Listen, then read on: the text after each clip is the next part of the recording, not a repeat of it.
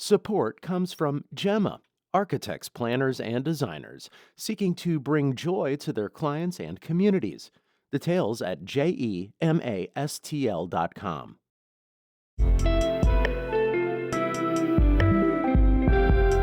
From the St. Louis Public Radio Newsroom, this is The Gateway.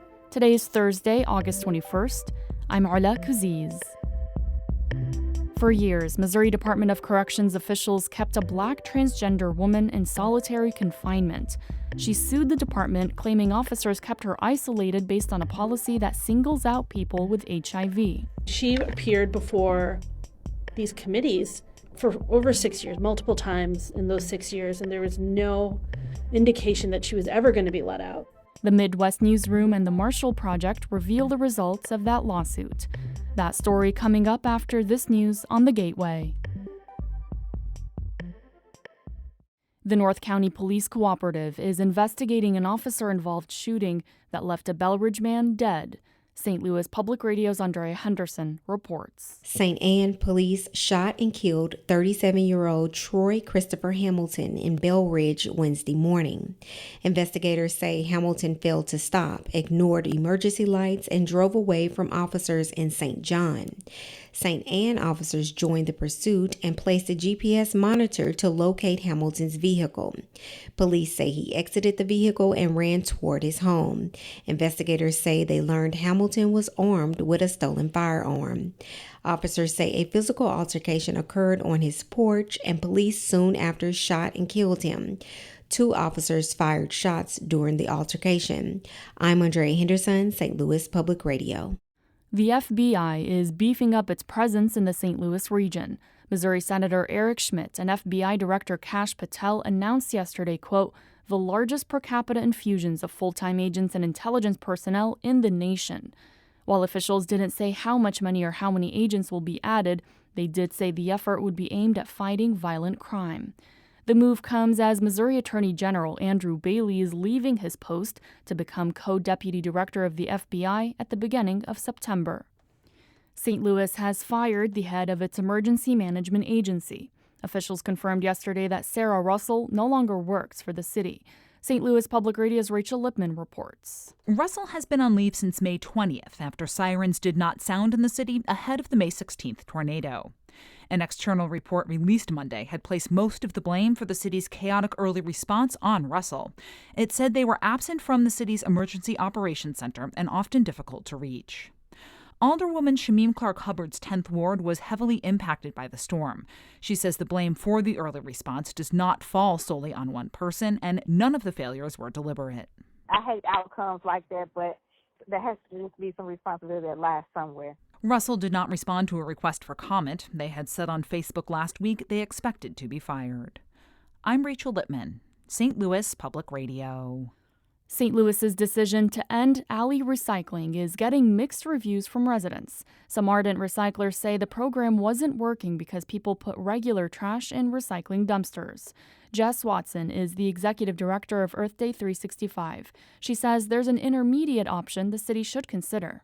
Opt-in is a way for the people who really want recycling to be able to get it and to not worry about the people who just don't want to recycle. And maybe we can increase those rates over time through things like culture change and education. Watson was a guest on St. Louis on the Air. The city canceled the program in part because more than 50% of recycling collected was rejected due to contamination.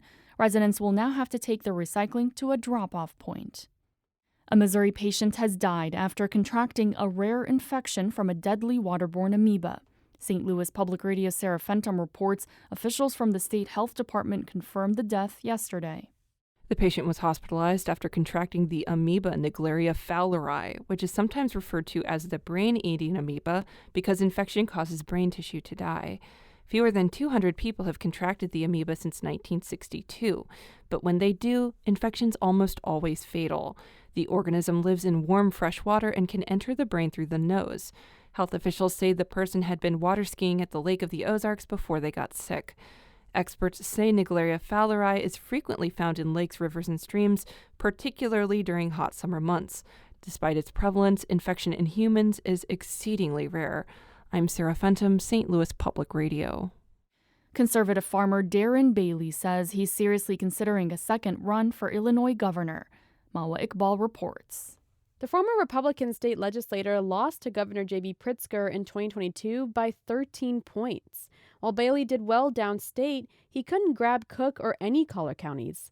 Bailey says running again is on the table, but he says it's a move he and his wife are praying about. I think people realize something's not right, something has to change. So that's why I'm considering this. This may be the time. DuPage County Sheriff James Mendrick and Ted Dabrowski, who heads an online right-leaning political publication, are also considering gubernatorial runs as Republicans.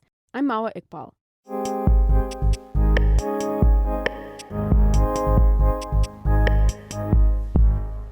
Missouri kept a transgender woman at a correctional center in solitary confinement for years. After she was released, she sued the Department of Corrections, alleging officers kept her isolated because of her HIV status. The Midwest Newsroom's Kayvon Mansouri and the Marshall Project's Katie Moore report the suit was settled yesterday. And a warning, the story references self-harm.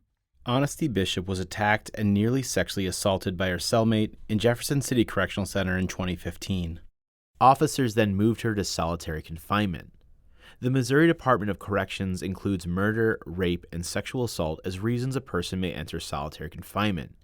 At the end of that list, being sexually active with HIV. Bishop, a black transgender woman, said correction officials kept her isolated because of her HIV status for 6 years as a result of the assault in which she was the victim. As she sits in a St. Louis garden, Bishop's sister Tasha Monroe recalls her sister's hardships. Yeah, they just coming up with excuses every time, you know what I'm saying, to keep her up in there. Bishop said she dealt with mold, scabies, and the screams from others in solitary. I just felt like she was the victim, so why she got to be up in there? Shubra Ori is an attorney at the MacArthur Justice Center. She appeared before these committees for over 6 years, multiple times in those 6 years, and there was no indication that she was ever going to be let out. Documents show those hearings inconsistently cited alternating reasons for Bishop's prolonged confinement. Bishop was released from prison in 2022. Her lawsuit alleged officials kept her in solitary confinement based on a rule that singles out people carrying HIV. Bishop wanted the policy changed. It targets people living with HIV in a discriminatorily way based on stigma, and there's just no reason for it. Ori says at the time of the assault, medicine administered by correction officials suppressed Bishop's HIV, making it untransmittable. As of January, 218 people with HIV were incarcerated in Missouri, according to records. While Bishop was suing to make sure others didn't endure her experience, she was also building her life again in St. Louis. And she looked really different because, she like I said, she transitioned in there, but shoot, it didn't matter. She was out. Monroe says for a time, Bishop was happy. She recalls dancing at LGBTQ plus bars in St. Louis like here at Rehab. They attended St. Louis Pride together. Monroe says Bishop felt safe in these places.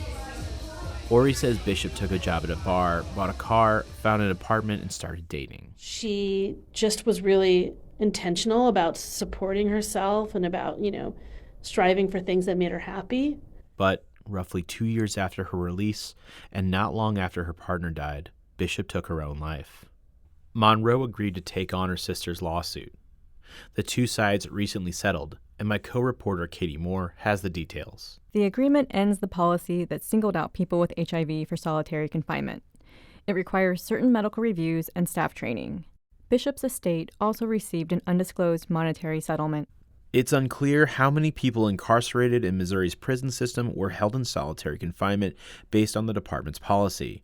In response to a records request, officials said it's not something they tracked. Monroe says her sister would be relieved to know the policy changed. I just want to keep it going for her, get that justice she wanted and that she needs, and get the things changed for the next person if they go, so they won't have to go through what she had to go through. She says ending the rule is her sister's legacy. With Katie Moore of the Marshall Project St. Louis, I'm Kayvon Mansouri with the Midwest Newsroom. You can learn more about Honesty Bishop's lawsuit at stlpr.org. The story is a collaboration between the Marshall Project St. Louis and the Midwest Newsroom. The Midwest Newsroom is a member of the Trust Project. The Gateway is a production of St. Louis Public Radio, a listener-supported service of the University of Missouri St. Louis. Music is by Ryan McNeely of Adult Fur.